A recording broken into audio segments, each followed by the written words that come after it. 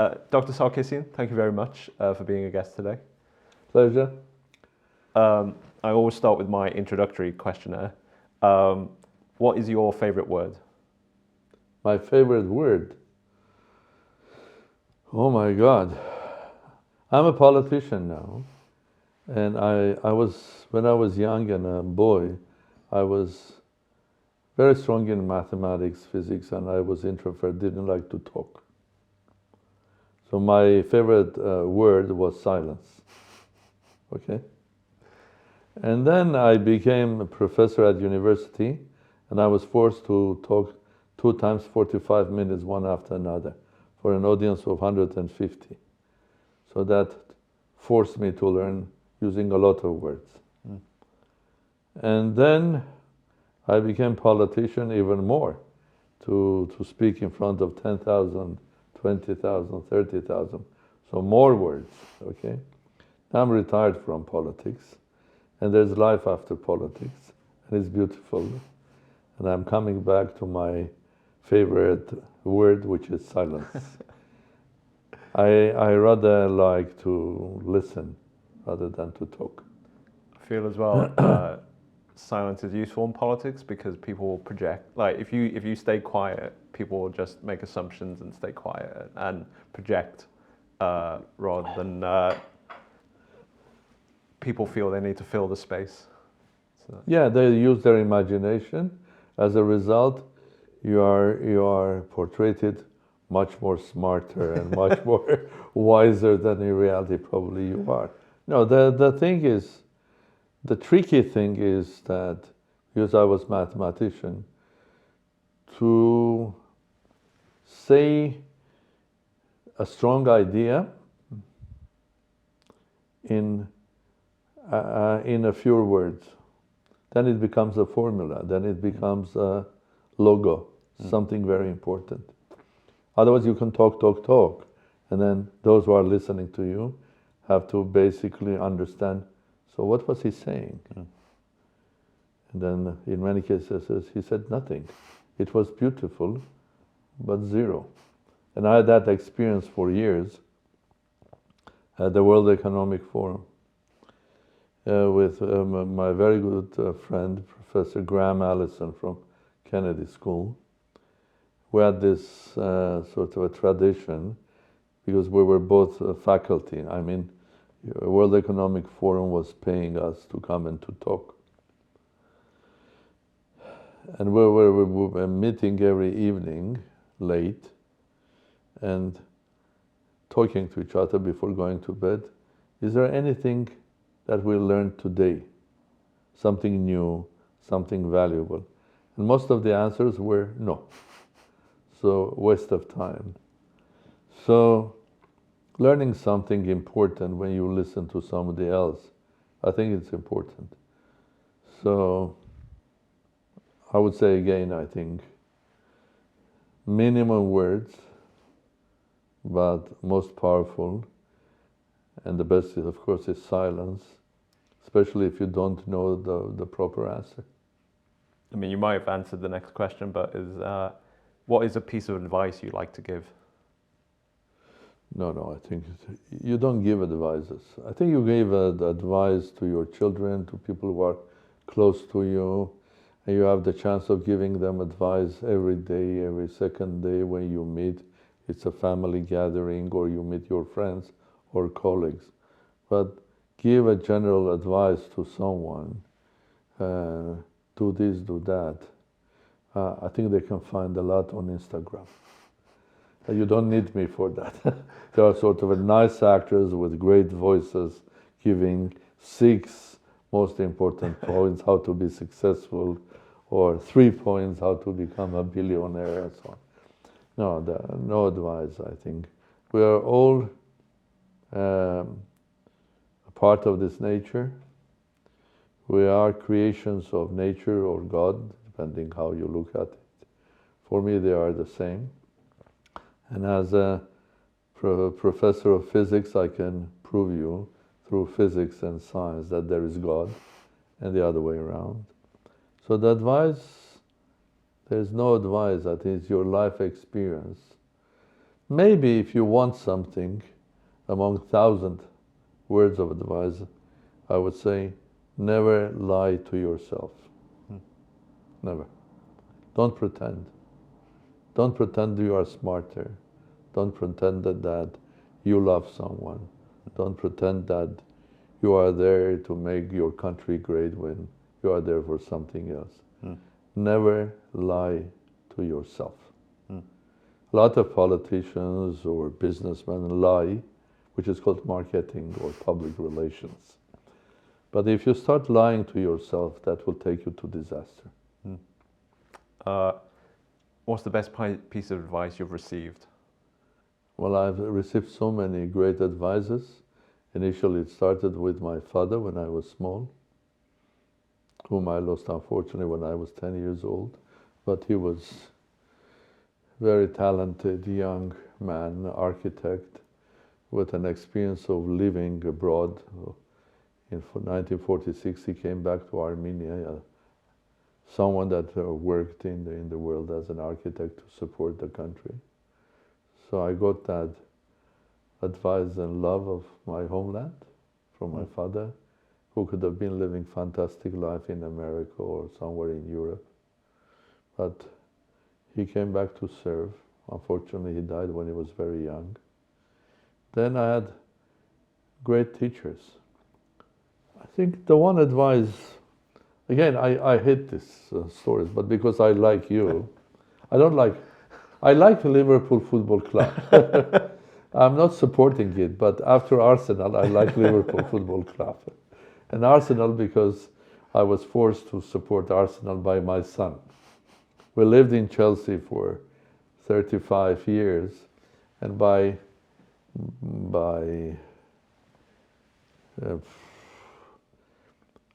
your geographic position, I started supporting Chelsea. And then we had a big fight with my boy, who was very small. He was supporting Arsenal, and that was Arsenal of Highbury and Vieira and Henry, and I had to surrender. So that's another advice. Don't fight your children, just surrender. No, the advice that I've got,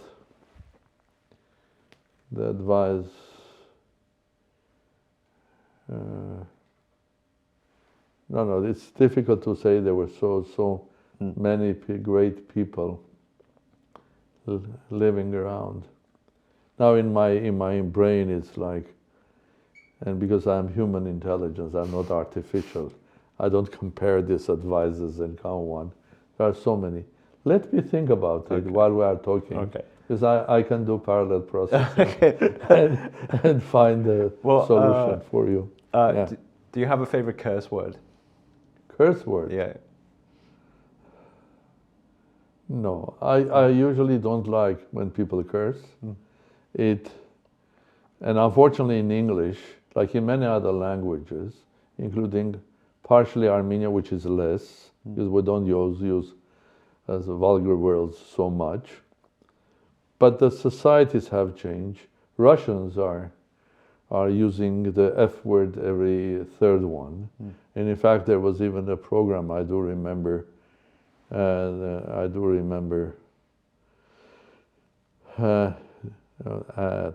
Gorbachev was early days or early 90s, was organized by Minister of Culture. Is there Russian language without F words? And their conclusion was no. Unfortunately, in English, you see it, and it's normal now in all films and everything, which maybe it's the natural way of people expressing themselves, but I don't like it, to be honest. And the probably the word that I used to when I entered diplomacy was a French word, merde. But very rare. So I don't use that. I value language, English language, so much. I think it's a beautiful language. And I learned a lot recently when I was writing a book. So I was learning English because I had to write it properly, tell a story. So I love that language so much. And this is a language of great people. I mean, I'm not speaking. And every and each time, for example, if you take Shakespeare, and you'd make a translation of Shakespeare, let's do it in Armenian. Armenians believed that Shakespeare in Armenian is better than in English because Shakespeare was, and the language was so powerful that it was making sort of cleaner, nicer, more powerful any other language that it was, his language was translated. So I don't like. What turns you on creatively or intellectually? So say it again. Excites you creatively or intellectually? What excites me? A creative life excites me. No, now parallel processing brought me something because of what you said. I think the one thing that I would give an advice is I would say is that the moment you stop learning, you die. I think life is beautiful because every day you wake up, it's a new day. You cannot plan it because there's God. You cannot plan it because nature is so complex and complicated. You can not plan it because humans are so complex in positive and negative ways, okay? So the beauty of it is that you can see and learn something new and interesting, meet someone. So I met you today, my first day, and I'm happy because there's something new in my life. I'm going to learn something from you, and that's the beauty of my day today. So in fact, when Financial Times years ago made a breakfast interview with me for one page, they put that as a title, "The moment you stop learning, you die," which I told them, because I do believe in that. And it comes together about life. So I have probably 5 lives. My first life born in Soviet Union in Armenia. And the best thing I could do, because I had some mathematical talent, to become a scientist that was looking at completely abstract things and pure mathematics, theoretical physics, theory of relativity, and astrophysics, which is so far from my daily life, okay? And then life itself, or God, took me somewhere else. Armenia became independent, and the Armenia's first president asked me, because I was here teaching at Cambridge and London School of Mathematics, they're basically asking me to create an embassy. So by act of God or by accident of nature, I became ambassador, Armenia's first ambassador abroad. So I didn't plan it. Back in 1970s, if anybody would tell me living in Soviet Union, that Soviet Union will collapse, I would say, no way, the system is so brutal. It's so unhuman. It will survive another 100 years. But it destroyed itself. It's not that the West is destroyed. The West did some right moves, but it was destroyed from inside. So then my life changed. I became prime minister, and I knew what I wanted to do, big reforms, completely changing the way the country should be run, a small nation, small state as a global nation, because there are 5 times more Armenians living abroad than in Armenia. But then another act of God. I had illness, a very bad one. I was on the verge of dying. So I had to live that. And then for a while I was free. I was doing a lot of work at universities. Created a center at Cambridge University called Eurasia Center, which was doing research on those days, Eurasia, countries of Eastern Bloc, up to Central Asia, Russia. They were something that everybody was excited, or the Western companies were going there. So a center at Cambridge University, and I was advising big companies, making a lot of money as well. So one thing was for sure, I like to do something which is creative. To create a computer game would eventually made for me a lot of money. The word Tris, which was a part of Tetris Gold, for 6 years it was #1 game in the world. So now when I'm retired, sort of, I don't feel retired, and I want to do something creative, and I have 2 very interesting projects in my life. One looking at the future of small and smart states, and basically looking at smartness in politics. And the second one is on health and well-being. So I've created with my elder son an organization which is based in America, an institute which is called ATOM, Advanced Tomorrow. And we are supporting anything in health, well-being, and longevity, the best what is happening. So we are organizing conferences, invitation only, 350 people, when the waiting list is 3,000, the top guys. And it's on the only conferences that they are looking at health and well-being, longevity holistically. And our first panel was in 2023 in Singapore, together with Singapore National University, first conference. And our first panel was geopolitics and health. And I had Henry Kissinger, Romano Prodi, Dominique de Villepin, Kishore Mahbubani, John Mersheimer from Chicago, and me talking about longevity and politics. And in the middle, we were having things like cancer, diabetes, artificial intelligence, space, and the last panel was music and health. And we're having René Fleming, the famous singer, and Maxime Wenger, the famous, speaking about health and also singing and playing. So that's what is exciting me, and I like doing creative things. So the long answer to your short question is that I like doing something which is new, creative. I have to start from scratch and do something new that hopefully can be useful.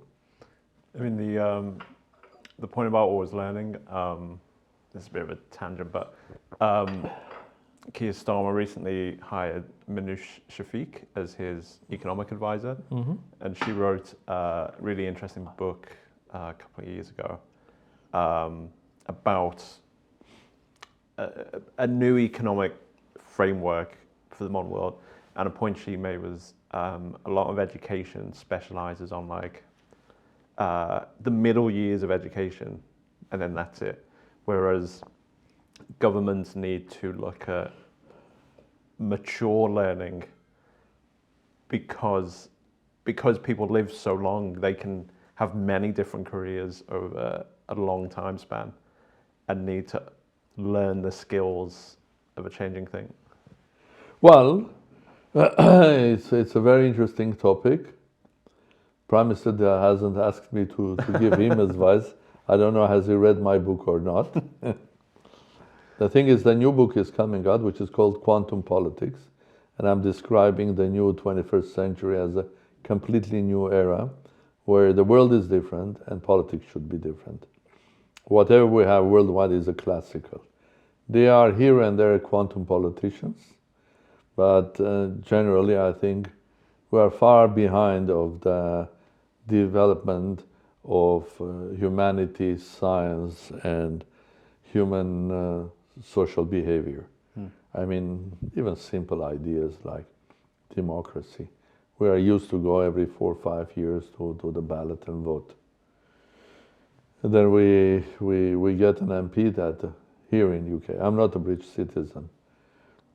I used to be, but I had to give it up in order to go back to become Armenia's president. But the thing is, I love this country. My family is British. My wife is British, my children, my grandchildren. I think you go and vote once in 4 or 5 years, fine. But then your MP either comes or doesn't come to you to report what he or she have done for you, okay? But the reality is, every person votes not once in 4 years, but 4 times a day on a Facebook. So that's the new reality. So the world has changed, okay? I've read that book, and I disagree, because you have to learn. It's wrong to say that you learn when you are 6 years old or 5 years, like the Japanese are saying, or in the middle. That you learn every day of your life.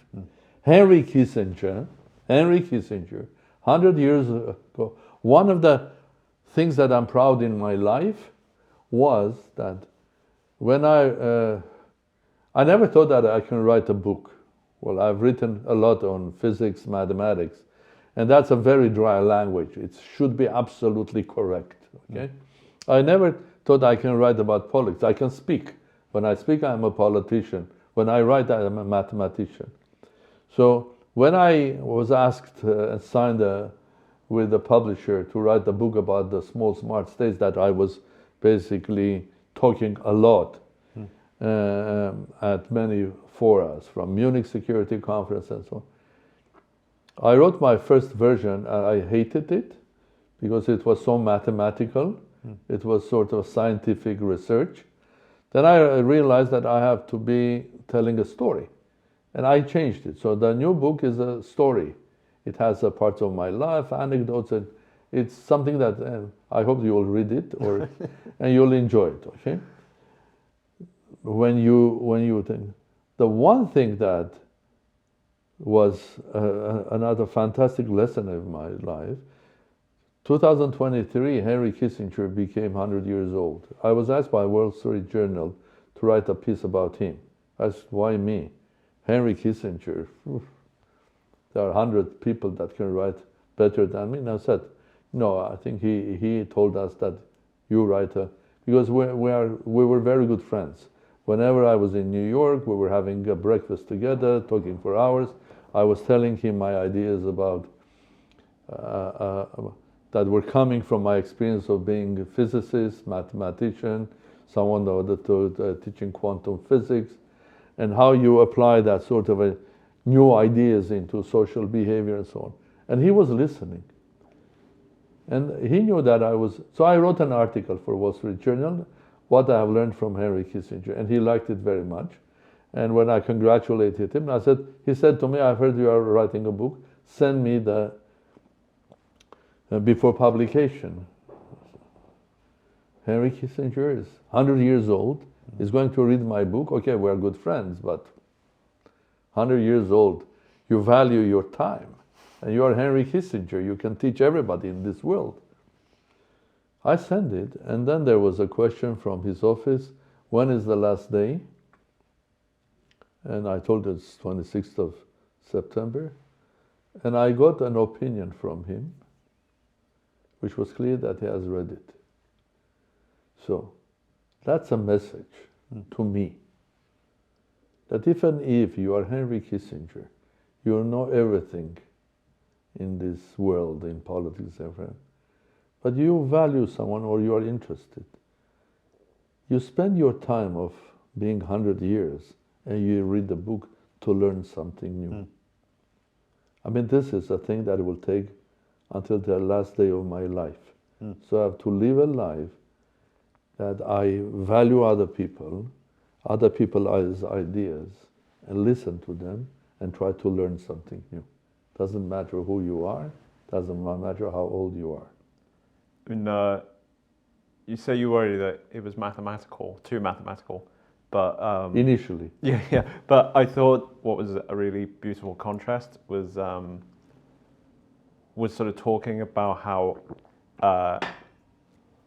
the Soviet Union being obsessed with scale, and that sort of. In my book? Yeah. So I read it. Yeah. But that version too, when I changed it. You haven't read my first one. Okay. It's a textbook of mathematics. How you can describe mathematically politics. You don't need that. You were saying about. I sort of like the contrast of the sort of because the Soviet Union was so obsessed with scale, it sort of imagined it would last for 1,000 years. But actually, it was an episode I did a few months ago. I interviewed Edward Luce of the Financial Times about his biography of Zbigniew Brzezinski, and Brzezinski was also one of those people who believed that like the smaller states that made up the USSR or the Warsaw Pact were the Achilles heel of the Soviet Union. Well, first of all, great respect to Zbigniew Brzezinski because I knew him personally. I was so lucky. When I was Prime Minister, 1996, I was in Washington, and he organized for me to speak at his center.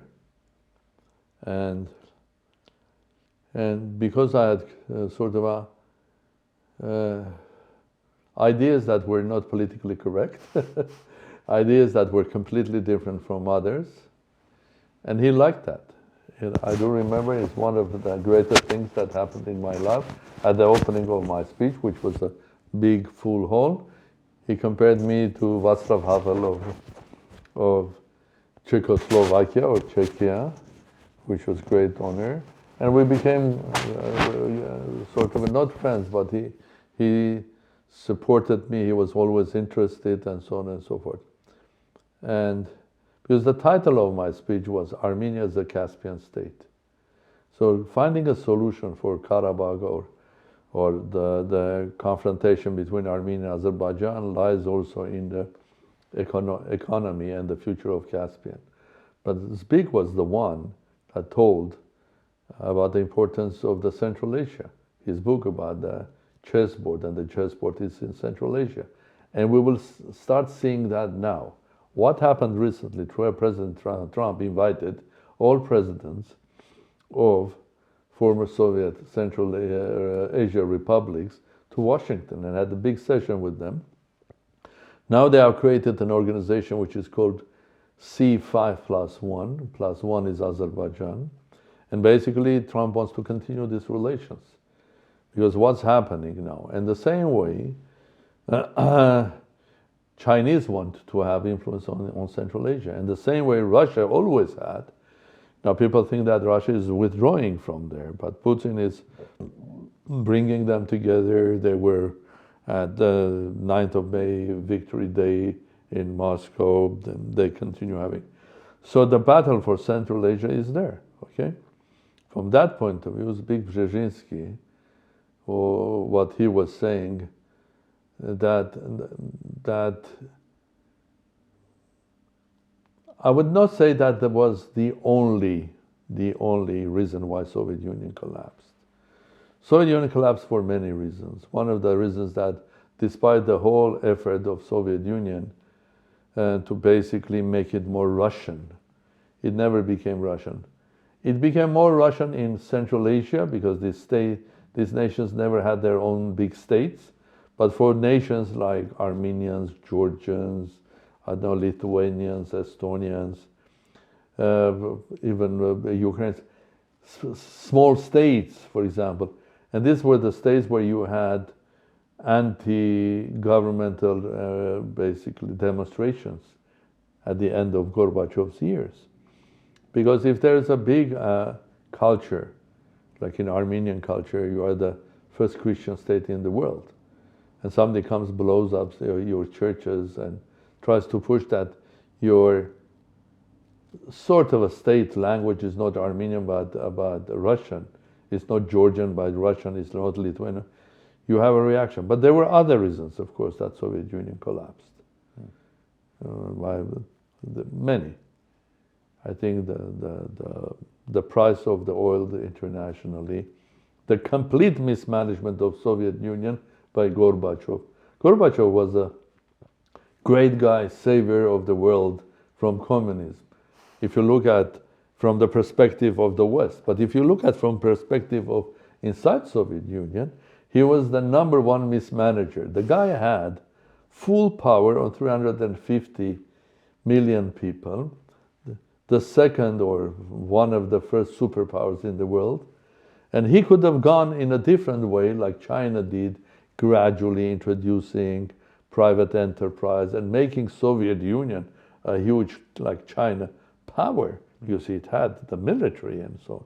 Instead of that, without solving the economic issues, he went into glasnost and perestroika. So basically allowing hungry people to shout about their problems. What do you get then? You get a revolution. Where he could have done the other way around, start with economic, but they didn't know how to do that.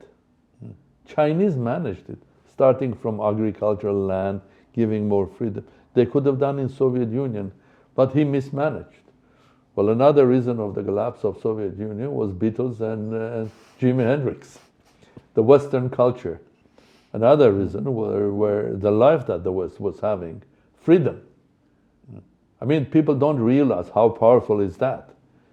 And the thing is that while living in the free society, you start losing your appreciation of freedom. I was born in Soviet Union, so I appreciate freedom so much. I appreciate in many places that I'm not politically correct. I'm different. I have my own opinion. And they are the beauty of the West those years was this freedom. No, people don't seem to remember that Francis Fukuyama's End of History, he sort of argued that. Well, he was the one that destroyed a lot of things. Well, with his arguments. Well, I was going to say an argument he also made was that the worry that people will get bored with freedom and will start to essentially knock out the supporting walls of. Yeah, but I agree with that. But he also said that this is the end of the history because capitalism has won. And I think it put the whole West in the wrong foot, in a wrong way, thinking that, okay, Soviet Union collapsed, now we are victorious, there is nothing wrong. If capitalism goes to those countries, including Russia, it will automatically become democratic. What? Yeah. They're capitalists, but what sort of capitalists? A lot of countries in the world. They're oligarchic, state-owned capitalists. Does it bring automatically democracy? Of course not. So instead of using that momentum to help those countries to become really democratic, the help was starting and said, okay, you start living like us. How on earth a country in Central Asia or in Caucasus that dreams to live like in Switzerland will live in Switzerland like in Switzerland in 5 years? No way. And it's not about money that you give or consultants you send to these countries to advise. And you spend millions and millions in reforming the legal system in these countries. Eventually you end up a dictatorship that runs all of the courts. What happened? Where were you? Why were you not awake to help these people to really make their countries democratic? So Fukuyama gave the wrong advice what to do. It was the beginning of the new fight for freedom and democracy. And I would rephrase, because I tell this in a different form.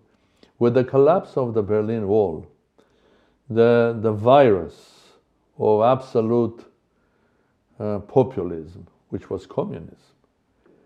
Communism was the absolute populism because it was claiming that everybody was equal. Women, men, and everything. When nobody was equal in Soviet Union, there were a group of people that were much more equal than the others, or the others didn't have any rights. They were equal of having zero rights and zero freedoms. The virus of this populism started moving in a form of social behavior, socialism, equality. It's a very, very sensitive issue. Social equality, human rights, everything. I think it's always a pendulum. You have to be very careful. The pendulum stands vertically to the world when there is a stability. The moment you move it, it never comes back and stands there. It goes the other end. And then it comes back, and it goes the other end. Until tensions, social movement, ideas, bring it to equilibrium. So I think it's very important that we fight for human rights, equality in many forms, but not make them another ideology, because the end of that ideology is not socialism or social equality, could be communism. And I've seen that, and it's frightening. It doesn't work. Is extreme right doesn't work, extreme left doesn't work. What usually works is the center, when the pendulum is in stable position. So it's very important that we learn the moment something becomes ideology, it is becoming destructive. And this kind of brings me on to Small States Club, because you sort of argue that small states require sort of strong identity, strategic vision, and strong leadership. And I feel like a problem with what's happening with, say, the idea of a quantum politics is that it can be very difficult for states to get those three things because of social media, because of disinformation, misinformation. It's like harder for countries across the board to say agree on a strategic vision or agree on a strong leadership. No. No? No. I think at the end of the day we're on a crossroad because there is the social media and it's very difficult now to say what is right, what is wrong, what is true, what is fake, because we don't have the mechanism of doing that. But there is a possibility of doing that, and that also comes through technological advancements. Because if there is something fake, you look at Instagram now, you look at, there is a comet coming towards our solar system. On every third one, they are saying that these are aliens coming and all of that stuff. If you are not an astrophysicist, something, Trump made an announcement today. Where is that announcement of Trump? But if people are looking as a source of information to that, they will think in 3 days' time there will be aliens on this. Well, if there are aliens coming, why should I worry that tomorrow Arsenal is going to play, for example, Tottenham? Okay, because they are coming, they will destroy us. Something. I mean, and it creates a sort of an environment for people, of sort of a depressed environment. They don't care because there are so many things happening. But the same artificial intelligence, which in fact is just mathematical modeling, there is no intelligence there. We're not there yet. And I'm speaking as a mathematical expert, will help us to basically clarify very quickly what is right, what is wrong, because that mathematically can just go through the facts and say it's just a comet. It's not an alien spaceship coming to us. Now, the beauty of small states is like also a lab. And the reality is that they are much more successful, a lot of small states, than big states. Of course, big states have their complexities, but that complexities are created by humans themselves as well. We know the stories when the big states were focused, and we are seeing also examples today. The one word that is important again is about freedom. If you are a big state but you don't have, or you don't need enough freedom, then you can consolidate the society. Maybe that will be a society of slaves, but it will be consolidated and it will be fighting for one specific idea or ideology, which can be very, very dangerous, of course. I think, but we are human, and that's why we have to find new ways. That's the essence of my second book about quantum politics. In the new world, where everything is quicker, everything is run by phone, information, speed of that information travels with the speed of light, and many other things, when there is difficult to find out what is right, what is wrong, the true information, and so on and so forth. When the environment where not many young people are interested in politics and they don't want to become politicians. Well, it's not my words. You listen to a lot of people are basically saying that worldwide there is a deficit of leadership. Leadership, not only leadership ideas, but also leadership leaders. Okay? Humans that are leaders. In this sort of environment, we have to understand that we're living a completely different world, and we have to redefine the way we live, the way we act, the way we come to conclusions, and exercise political decisions, and it's very important. Otherwise, we'll be touching issues such as, okay, when is the best time to educate people? Or do we put more money into education? So you can put 5 times more money in the educational system, but you will not be effective. The effectiveness is that the school has to change. Every school, the teacher must be respected, which is not the case in many cases in our life. Secondly, the teacher, the school has to have a task to find talent in every and each boy and girl.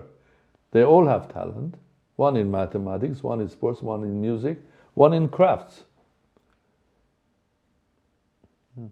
Chip and Dale didn't go to Harvard University, but created one that are phenomenal clocks, okay?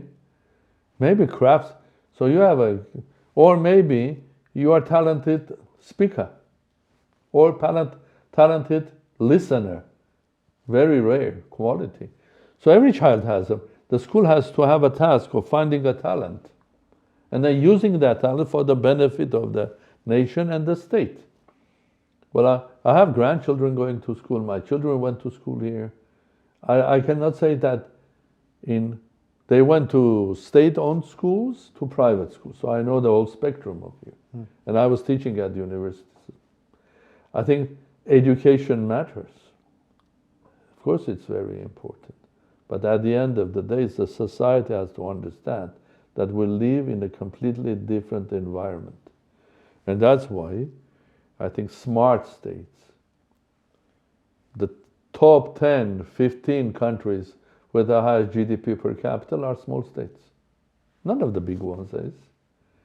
The top 10, 15 countries in innovation index that comes from big institutions like the World Bank or Economist magazine. Probably there'll be only US and UK there. All the others are small states. The top 10 countries in e-government are small states, and the first one is Estonia, the smallest state. That if you are smart, if you know how to use new technology, you have to be just a bit smart, of course, and then you have to be free. Okay, there will be different opinions, okay? And if you are a smart nation, it doesn't mean that you cannot have a debate. Well, look at the Israeli Knesset, the debates that they have there, okay? Then the government that has majority acts, right or wrong, people can judge it's different. People think that the strength of a Jewish state is the faith of Jews, fine. But people don't realize how complex is Judaism, how many different ways, paths, and schools. People don't realize that synagogues are different for different groups of Jews. So there is always complexity. The same is with Armenians. The same is with Irish. They are Catholic and they are Protestant. Okay, you cannot say that if you are Protestant you are not Catholic. If you are not Irish. The same is Italians. There is always a complexity. It's about smartness. If you are smart, the wonderful example is Singapore. Okay? Lee Kuan Yew became the leader of the country with a very, very tough hand, basically pushing a type of a democracy there, which is a political or party democracy. But he has united 3 major groups that were hating each other and killing each other. Muslims, Chinese, and Hindus in one state.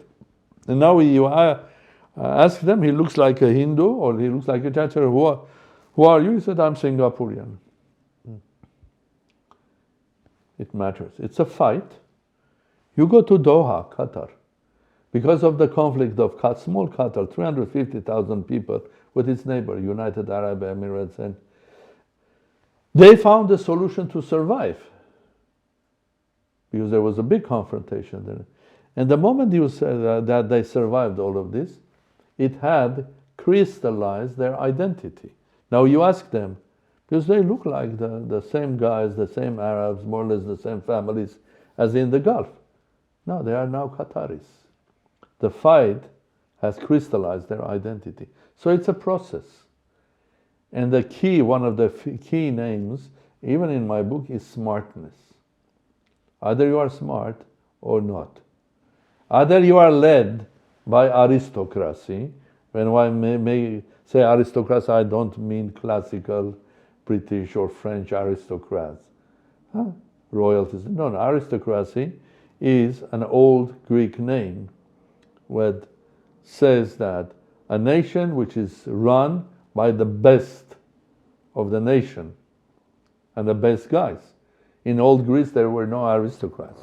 There were Aristotles of this world and Platos of this world, smartest guys, okay? Even those who were royal, like Alexander the Great, were behaving like normal people, okay? So aristocracy. So the question is, are you run by the best of your nation, or you are run by the worst of your nation? And in Old Greek, it's called kakistocracy, which is the worst of the. In many countries are kakistocracies. They are run by the wrong people. If you are run by the right people, right in the sense they are honorable, open, smart, and so on, then you have a success. Then they are using all of these qualities of national identity, new technology, smartly for the benefit of the nation. Nation benefits. I mean, I was asking about the difficulty of having a shared identity, shared leadership, shared vision, because I thought a counterexample of overcoming that was the bit in the book where you talk about negotiating a solution to the Velvet Revolution, and it was to me it was a sort of using politics as it is now, and using the position which, for want of a better phrase, a bit of showmanship of like you capture the attention. So like going out to meet the crowd or bringing the leaders of the nation and broadcasting the negotiation. That's sort of a capturing attention, the way people pay attention to politics now. No, but that's a technique. There are two things there. It's your inner guts, what you have to do. While I was sitting, I was just elected president, there is a sort of a revolution happening. It's a chaos in the city, everybody is frightened and so on and so forth. And I knew that there is a big rally in the center of the city, and I knew from the sources that police is going to be tough. We already had once, after elections in 2008, 1st of March, when police was tough, and we had around 10 people killed. And until those days, that was a very sort of a painful thing to remember. Armenians killing each other. So I am just elected president, okay? There is a crowd, big crowd in the center that wants changes. And they're right, because, and I came back to Armenia for changes. I had these discussions, and when they offered me to come to be president was elected by the parliament. I said that only if we will start changing the constitution, give powers to president. Not because I want power, I don't. I'm coming only because I know that the country is on the verge of big disasters. And I cannot be sitting somewhere in the world and watching what's happening when big part of my life I devoted to Armenia. I mean, I really devoted. When I was president, my salary was going to charity. When I was president, I was not staying at the government houses. The government has spent on me zero. I was paying for my electricity, for my gas, because I could afford it. I was not a poor guy. When I was ambassador in London, I was paying most of the expenses of the embassy. Fine. I want to serve the country. And I know that there can be a clash, because there will be always some guys that will provoke a clash to make, it's not a controlled process. It's quite chaotic. And there are different groups that want to gain. I mean, former politicians, former leaders, and so on. And having all of that information, what's your conclusion? It's not a showmanship in this case. How do I stop any confrontation? There was only one way to stop it. If the president was in the crowd. Because there is no way that the police or secret police or the army will attack the crowd when the president is there. No way. And even in an absurd the head of your state is there, you attack, and his life will be under danger. So I walked there. And people thought that I'm joining the demonstration. Yes, I joined the demonstration, and I met first Nikol Pashinyan in my life. In the center, I mean, met physically close. And in the center of the Republic Square, surrounded by a huge crowd and frightened bodyguards, that something will happen to me, okay, fine. But the crowd was very, very nice. They were not shouting against me. They were saying very positive things. And I had the first meeting with him there, talking that this is taking us nowhere. What I can do, I can organize you, because this demonstration is not against me. It's a demonstration, it was against the former president who wanted to become prime minister. I can organize that you guys meet together and discuss this and take this without any confrontation further, okay? And it was not easy. You see the guy, and he is, of course, supported by the crowd and everything. And he asked me, there was this issue about your UK citizen. I said, there is no issue. By constitution, I don't have to tell you. There are Ministry of Interior, police, they can check it and tell you, which they did. Yes, I was, and I renounced it. And he said, but how do we know? I said, pure journalist, huh?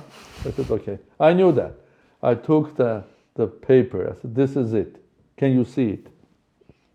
In the middle of the crowd, he looked at it, all stamped and everything. He says, can I have it? I said, no. Because by a constitution, I don't have to give it to you. And I showed him later when we met. This is not about it. This is about what's happening now. I've renounced it unwillingly. Even in my letter to Her Majesty, I wrote that because Britain was good to me and my family. And but in order to serve my country, I have to renounce it. So that's it. Now talk to me. Then I organized his meeting with the former president, which was disaster. And then we were getting closer to the date of April 24th, which was the genocide day. Imagine 1 million people on the streets, and they are not controlled. So that's why, and I gathered everybody, saying that in my new office, saying that I'm the one, and they had arrested already Pashinyan. I'm the one, okay, that will resign if there'll be clashes on the genocide day between Armenians. Okay, you take care of yourself. I don't want to be. And the message was got right. After several hours, the prime minister, the former president who was becoming prime minister, resigned, and we went into new order. I was not supporting or non-supporting this or that process. I was making sure that the country goes through big changes calmly. And I am proud of that we didn't have anyone killed there. I'm proud. At the end of the day, the ruling party of former president had absolute majority in the parliament. They were the ones that voted for Pashinyan to become later prime minister. My role was not making him a prime minister. It's up to people to decide. My role was to make it that we don't have civil war. Because I'm the head of the state without any power except my personality and the name that you are president. That's why I'm sort of so fascinated by the situation of, my whole show is about strategy, and it seems a very good execution of strategy in that leveraging the fact that the role was largely ceremonial, and yet you were able to leverage even that to achieve something. Yeah, but in many cases, it's not. I think in order to be successful, should be a combination of two things: pure logic, your brain, and your guts, your love, your heart. Because if it's pure logic, someone said, okay, this is the right thing, but it's very dangerous. If I go, they will kill me. Okay, then you don't go. But there is guts that you're saying that, well, it's dangerous, but I take the risk, I go because I have to go. Otherwise, I will not. I have to go. Otherwise, I will not think that I'm doing the right thing. Why am I here? For what? I don't have business in the country. I'm not making money there. I'm not stealing money. I'm here in order to make a contribution. And in fact, I insisted further later. When the war happened, I had again a role in order to make that in the society. You can hate each other, you cannot agree with each other, you can do whatever you like. But killing each other, destroying the nation, it's impossible. And I was insisting, even in 2021, that we have to change the constitution, make it balanced. And I made it clear. And the Prime Minister, I had very strong discussions with Prime Minister Pashinyan. And he publicly said on the 1st of March 2021 that in November we'll change the constitution with a referendum to semi-presidential. And I made it clear.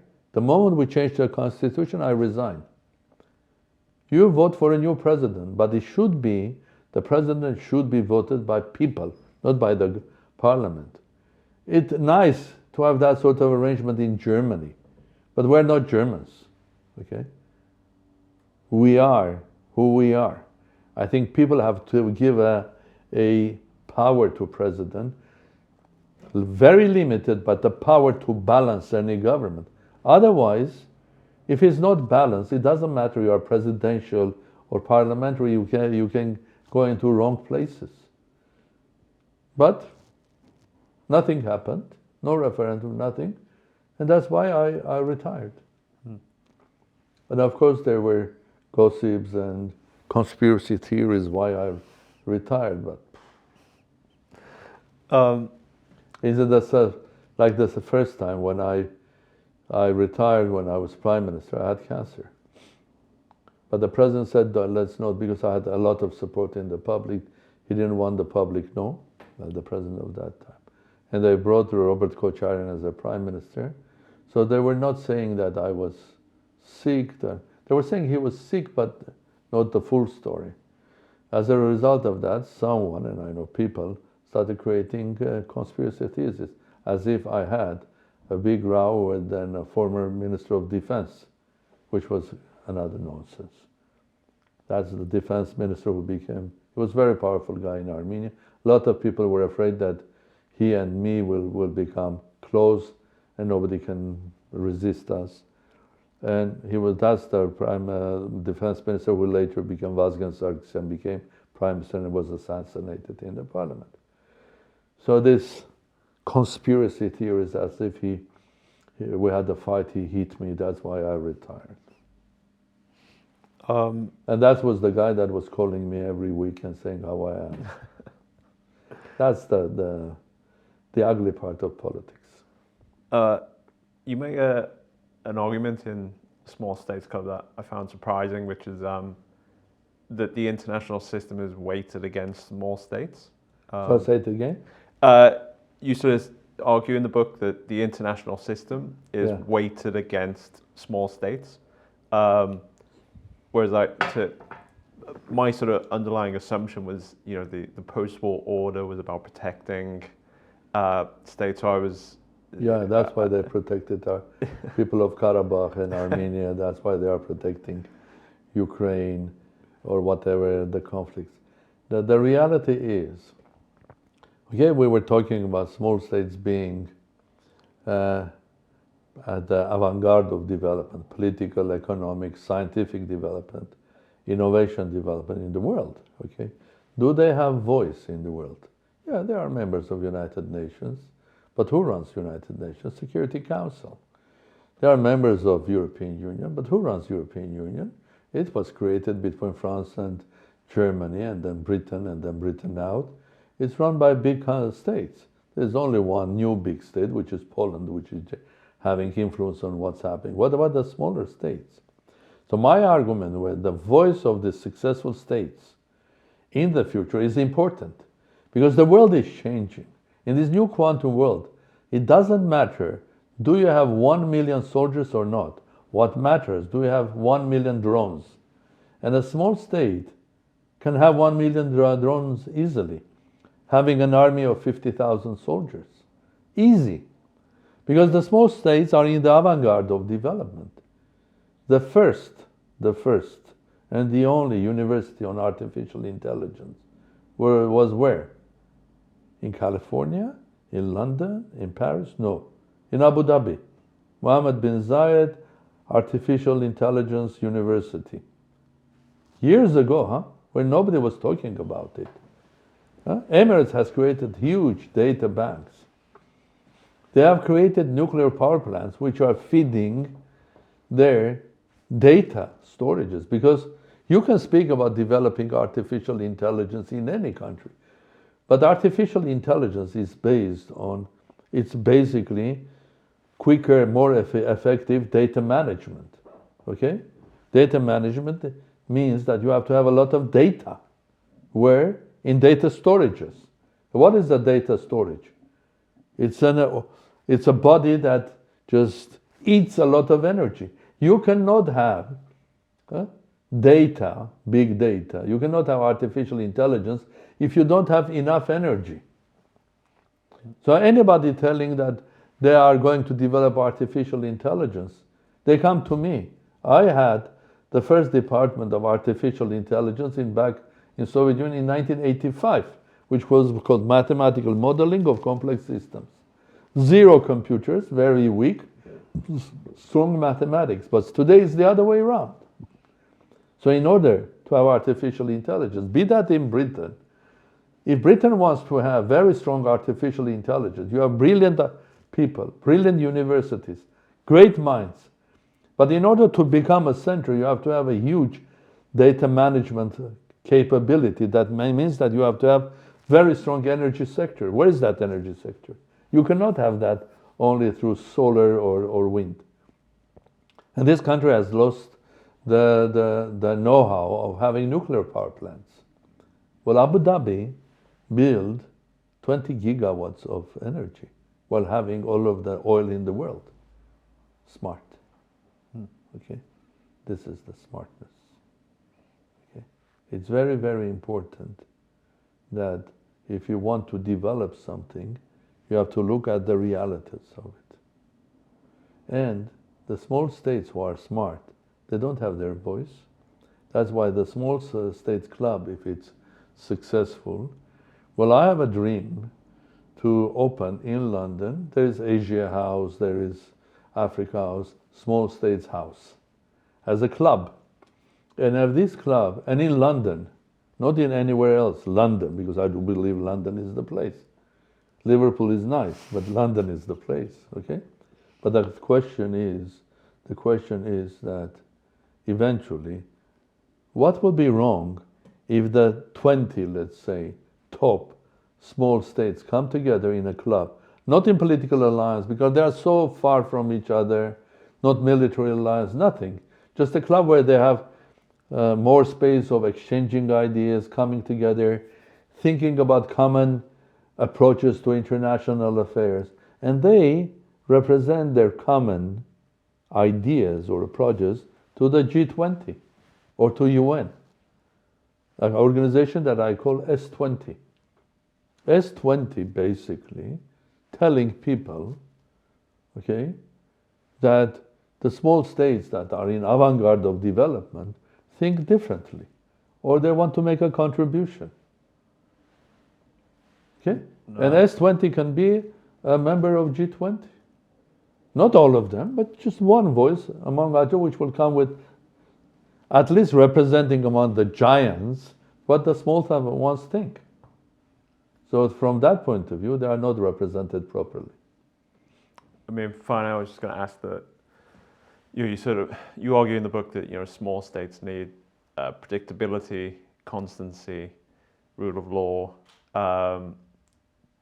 but a problem we have in the international system right now is unpredictability, inconstancy, and you have sort of America and China especially pressuring smaller states to pick one or the other. So I'm curious about how can small states or an S20 navigate that? Yeah, I think we are living in the new era, a 21st century quantum world. And small states were always there. I mean, you go to medieval ages, 17th century, 18th century, and they were always under the umbrella of a big one. The French were running a lot of small states. The Holy Roman Empire, being a small state, was running a lot of things. The British Empire and so on, the Russian, Ottoman empires and so on. That's fine. But now it's different. Because at the end of the day, because of what is happening in the world, okay, there are small states like Israel that has nuclear power, okay? For any other small state, after what is happening in the world, to get the nuclear power, yeah, there is international organization and all of that stuff, but you can have nuclear support through an agreement of cooperation with a nuclear power. Look at a small state like United Arab Emirates, how much power it has regionally. Look at a state like Qatar, 350, 60,000 citizens only. Compare it now today with Switzerland, where UN's offices are. How many negotiations of peace are happening in Geneva and how many in Doha? Okay? The moment Israel bombed one building in Doha, there were around 40 heads of states of government the next day in Doha. So the small states are changing and their real value, real power is growing. So it's not about with whom you are, it's against, will you be with me? Two different stories. Because they are becoming important. For the West and China, it's important Singapore. But Singapore is blessed because it's powerful enough to decide that I will be in the middle, good with you and good with the other one. I will not be Chinese or I will not be American, okay? The same is happening with many others, okay? Because they are powerful, okay? A small country like Luxembourg, I mean, there are probably around several $100 billion invested from Luxembourg companies in the space. A small country like Estonia, the leader in electronic government. Okay? A small country like Norway. I mean, small is the population, more or less. I don't I never speak about is it 5 million, 10 million, doesn't matter. If we agree it's small, it's small. Okay? They have the biggest state fund in the world that is investing worldwide from America into China. I don't know about China. Okay? In all new technologies. Why? They say it's because they have oil. No. Their oil is number 20 in the world. Because they get all of their energy from wind and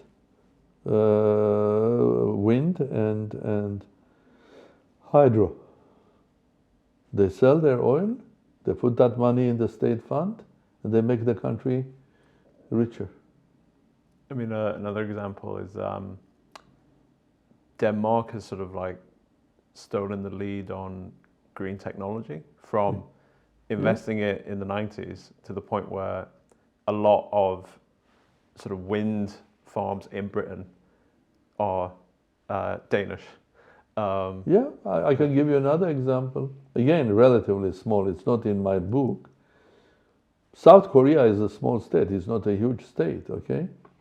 The leaders in the world in nuclear power was Germany. But because they went after ideology, green and all of that stuff, I'm a physicist, nuclear power is the greenest in the world, okay? There were two disasters only, Chernobyl and the one in Japan. They are both human errors. They don't have anything to do with technology, all right? Okay. Germany was number one in the world, Siemens nuclear disappeared, okay? Where is the nuclear technology in Britain? It doesn't exist. To build a nuclear power plant, you have to ask French or someone to do that for you. Where is the nuclear technology in France? They had one company that was vertically integrated from running a nuclear power plant up to the uranium. They destroyed it, they gave it part to EDF, the part to this or that, by losing a huge know-how. Okay? The Westinghouse in America is partially owned, big part of it, by Toshiba and by Kazatomprom, Kazakh company. Okay? Who has built the big? I have seen that power plant in Abu Dhabi. South Korea. They have fantastic technology. And who has now that technology? China. Russia continued to have it. Where is the Western technology? It's necessary. It's necessary for balancing. With the solar and hydro, we will not get to our green future in 10 years, no. We will need another 50. Because there's not enough, our technology is still weak. In the middle, we need something. And we have to be honest to ourselves. Electric cars, fantastic. Okay? The air in the cities is cleaner. I like it. But let's be honest. You plug in to get electricity for your electric car. The technology which is there is so weak, you have a lot of waste. The technology is so weak that people started buying electric cars when the battery was running 100 miles, 200 miles, which is nonsense. Okay? Electric cars will have meaning if you can change the battery. Okay? You have a battery running 500 miles, finish, you take it out, put a new one, and put the charging. Then it's electric car. But the most important thing, where do you get that electricity? Burning coal. With the entry of electric cars, the burning of unhealthy things like gas, oil, and coal has gone up. So, I mean, the biggest places is in China. They are burning more coal now in order to satisfy people to get electric cars. There's another thing. By joining this race, making a political decision to join this, the German government has destroyed 100 years of German engineering. Who cares? Who wants to buy a Mercedes-Benz car with sophistications of engineering? Because electric car is not a car. It is an iPad, a battery, and 4 wheels. You and I can decide and make an electric car. There was a very smart guy, his name, a quantum guy, his name Elon Musk. He used this opportunity, not only economic business, but also public opportunity of the minds of people, by introducing prematurely, ahead of time, the electric car. And people were buying, people were supporting that. But in reality, it doesn't have contribution to the greenness of this world. Then, where are the iPads made? Where? China. Okay, thanks. Where are the batteries made? China. Is lithium more healthier than CO2, which we control? No. Lithium is a poison. So, what do we do with the old batteries? What do we do? There are no technologies to neutralize that lithium, and it's really poisonous. Okay, if you have a car that you bought 4 years ago, electric car, that has a battery that can run you 200 miles, can you sell it now? No. There is no secondary market because it's dead. Because you cannot change the battery of that car. So, before doing anything, it's much better not to act. I mean, a whole human race, conferences, and we acted emotionally. So, it's nice. The air in the city is nice. But did we find a solution? No. I guess as a sort of conclusion that I guess British politicians tend to look towards big states like what America's doing or China's doing, whereas I guess the lesson to draw from your book is to look at small states. No, I think that Britain has its huge advantages, and Britain has to learn from its own past, looking into its own future. It has huge potential. This country has a huge potential. And the biggest potential is the human one. Like Armenia, small country. The biggest is I mean, the human potential of this country, people. I mean, London, from my perspective, London is the capital of the world. It is the capital because everybody lives here. There is a phenomenal quality of British people. They are very tolerant, despite that the anger and what is happening with immigration. I don't want to comment on that. I don't carry British passport, so I'm a friend. I can say my family can comment, but not me. The thing is that you have this phenomenal presence that you can attract the best in the world. People will love to come here, the smartest, the best advanced one in business, in science, in technology, in money. We have seen that. London can be the real center of the world by attracting the best because you are London, you are Britain. And that's the way. It's not about, you have to learn from small states or big states if they are doing something smart. I think the question is again, are you smart enough? Or you are very sort of ideological. Okay? I'm a communist, I don't like capitalists. I'm a capitalist, I don't like communists. No, the truth is in the middle. Use what is running capitalism, which is human quality of competing, being better than the other. And you use the other human quality, which is being human, taking care about others, thinking about other people as well, be in the middle, be this and that, competitive, but also loving and human. It's possible. And Britain is exactly the right place to do that, with all of the history and quality of people. And I'm not speaking about the fact that Britain is the capital of the most popular entertainment in the world, which is football. No, it's a joke. Dr. Sarkissian, thank you very much. Thank you very much. I enjoyed our discussion.